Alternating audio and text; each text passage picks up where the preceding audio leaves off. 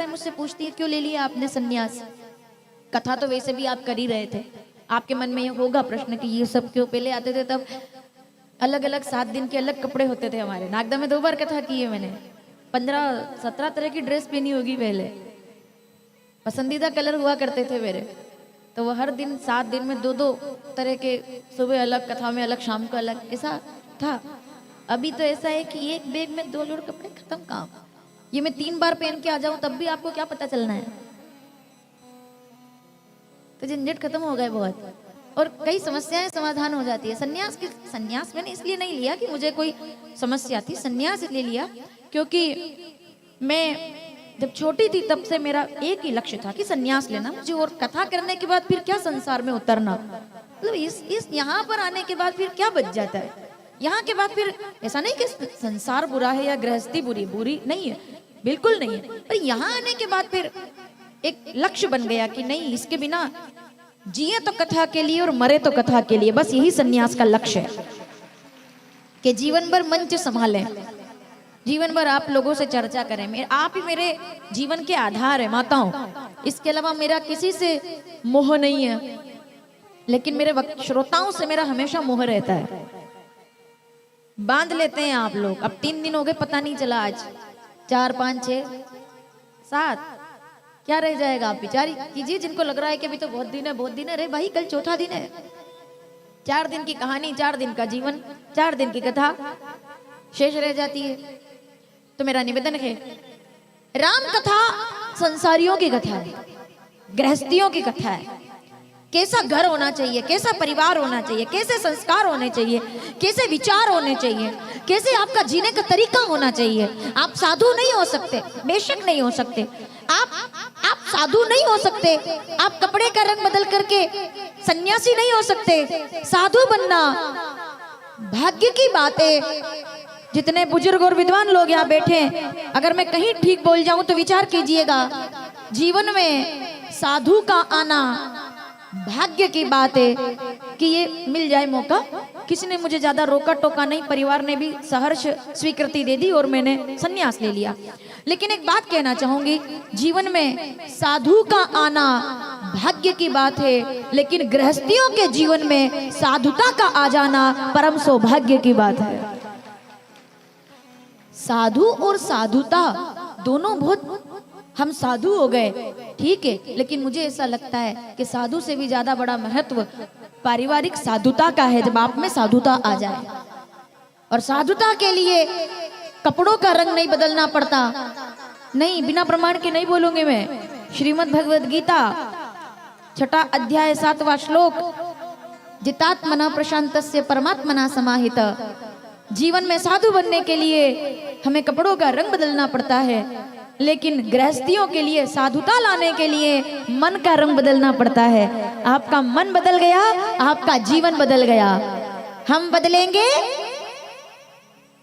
तो गायत्री परिवार सनातन की सबसे बड़ी संस्था अगर कोई है तो वो गायत्री शक्तिपीठ है। सबसे बड़ी संस्था भारत के अंदर जो काम करती है। आप हरिद्वार का आश्रम देख लो, आप भारत के किसी कोने का आश्रम देख लो, सबसे बड़ा अगर कहीं आप देखेंगे भक्त या शिष्य परिवार तो वो गायत्री परिवार का। क्यों? क्योंकि उन्होंने कहा, श्री राम शर्मा आचार्य जी ने संदेश दिया कि आपको घर त्यागने की जरूरत नहीं है, घर के प्रति मोह त्याग देंगे तो घर ही आश्रम हो जाएगा। शंकर जी का घर आश्रम है। भोलेनाथ से बड़ा गृहस्थी और कोई नहीं हो सकता। मेपू पर सांप राखे सांप पर, मोर राखे बेल पर, सिंह राखे वाके कहा भीति है, पूतनी को भूत राखे भूत को विभूति राखे, चह मुख गज मुख यह बड़ी नीति है। आग पर, शब्द पर ध्यान रखिएगा, आग तीसरा नेत्र, पानी गंगा, आग पर पानी राखे, विष गले में और हृदय में राम का नाम का अमृत। फिर से बोलती हूँ, आग पर पानी राखे, विष को पीयूष राखे, काम पर काम पर सुंदर पत्नी पास है, बच्चे साथ है, लेकिन फिर भी काम पर बाम राखे, सोई जग जीती है। देवी दास देखो ज्ञानी, शंकर की सावधानी, सब विधि लायक पे राखे राजनीति है। पारिवारिकता सीखनी है तो भोलेनाथ से सीखो कि परिवार साथ हो लेकिन राम ना छूटे। कभी ना बिसरू राम को, दुनिया बिसरी जाए, रहे ना परिवार साथ। तो क्या परिवार को त्याग दें? क्या संसार को त्याग दे? आज देखो, वैसे तो हंसने की बात है, मुझे खुद 5 मिनट के बाद समझ में आया। आज एक बंधु मिलने आए अपने घर पे सुबह 7 बजे। वो बोले, मैंने अपनी पत्नी से कहा कि मेरे को तो तुम्हारा त्याग करना पड़ेगा। अरे सुनिए, इससे ज्यादा हंसी आएगी आगे। मुझे 5 मिनट बाद समझ में आया। हम बहुत लोग बैठे थे सुबह 7 बजे से 8 बजे तक, 8:30 बजे तक बहुत लोग आज मिलने के लिए हम बैठे थे। तो उन्होंने कहा मुझे तो त्याग करना पड़ेगा। तो उन्होंने कहा क्यों करना पड़ेगा? उन्होंने कहा नहीं नहीं त्याग करना पड़ेगा। तो पत्नी ने पूछा क्यों करना पड़ेगा? बोले क्योंकि सब कहते हैं कि माया को त्यागो, माया को त्यागो, माया को त्यागो। मुझे समझ में नहीं आया मतलब क्या? बोले मेरी पत्नी का नाम माया है। ये अरे कोई चुटकुला नहीं है, आप पूछिएगा और उनसे पूछना जिन जिन की पत्नी का नाम माया है ना सर? आप आए थे आज? हाँ, हमारे बाबूजी आए थे आज। बहुत देर चर्चा, इन्होंने ही मुझे बताया कि कल आपने क्या क्या कथा में प्रसंग बोला था। तो वो उन्होंने कहा, बोले मेरी पत्नी का नाम माया है तो क्या त्याग दूं? आपने ये सवाल मजाक में किया, लेकिन राम कथा के पांडाल में अगर इसका जवाब गंभीरता से मिल जाए तो फिर क्या बात है। पत्नी को त्याग देना, माया को त्याग देना, घर परिवार को त्याग देना, सुविधाओं को त्याग देना, साधनों को त्याग देना, चीजों को त्याग देना, बच्चों को त्याग देना, दुकानदारी के काम को त्याग देना, व्यापार को त्याग देना वैराग्य नहीं है। इन सबको देख करके ये सोच लेना कि इसमें से कुछ भी मेरा नहीं है। जिस दिन ये आत्मज्ञान हो जाए उसी को वैराग्य कहा जाता है। मैं फिर बोलती हूं, अगर आप ना मेरी बात समझ पाए हो, सावधान।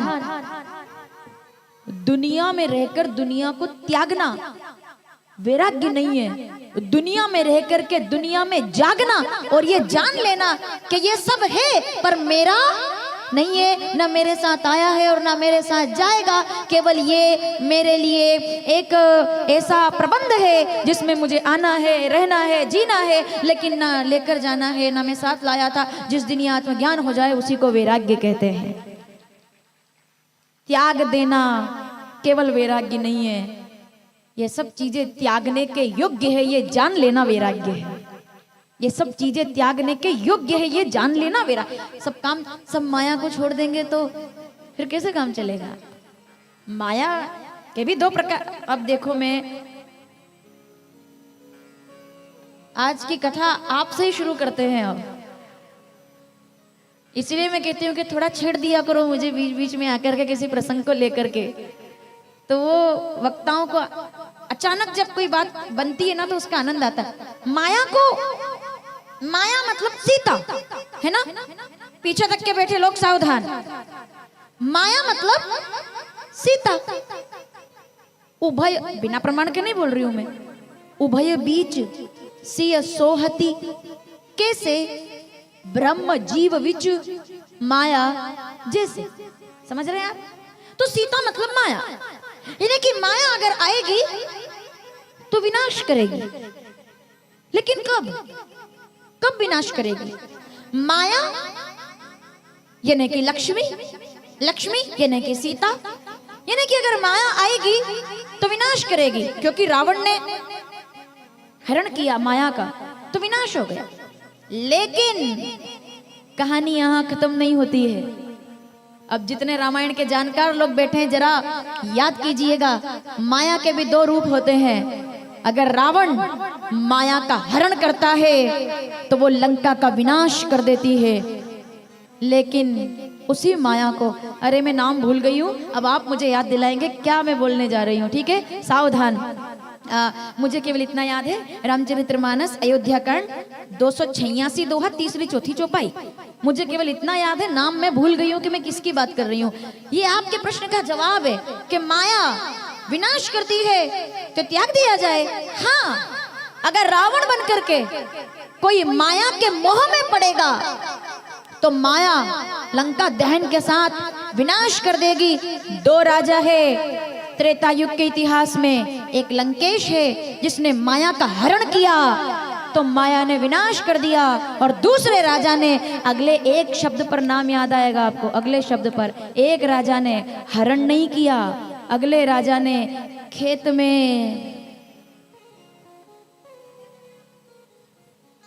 में हल चलाया। दोनों माया है। एक माया, मुझे अभी भी नाम याद नहीं आया, तब जब पूछूं तब बताना, ठीक है। एक माया राजा लंकेश, रावण ने हरण किया, वो माया ने विनाश कर दिया। और अगले राजा ने अकाल को दूर करने के लिए और अपनी भूमि पर, अपने खेत में आदेश नहीं दिया कि तुम हल चला दो, तुम हल चला दो, नहीं, खुद जाकर परिश्रम किया, पुरुषार्थ किया, पसीना बहाया, प्रयास किए, और बहुत देर हल चलाने के बाद कहीं जाकर हल रुक गया और घड़े से जगदम्बा प्रकट हुई। वो भी माया है, लेकिन याद रखिएगा, जब रावण माया को हरण करेगा तो माया विनाश कर देगी, लेकिन राजा जनक हरण नहीं करते, वो तो माया को प्रकट करके राम का भजन करते हैं, तो माया प्रकाश कर देती।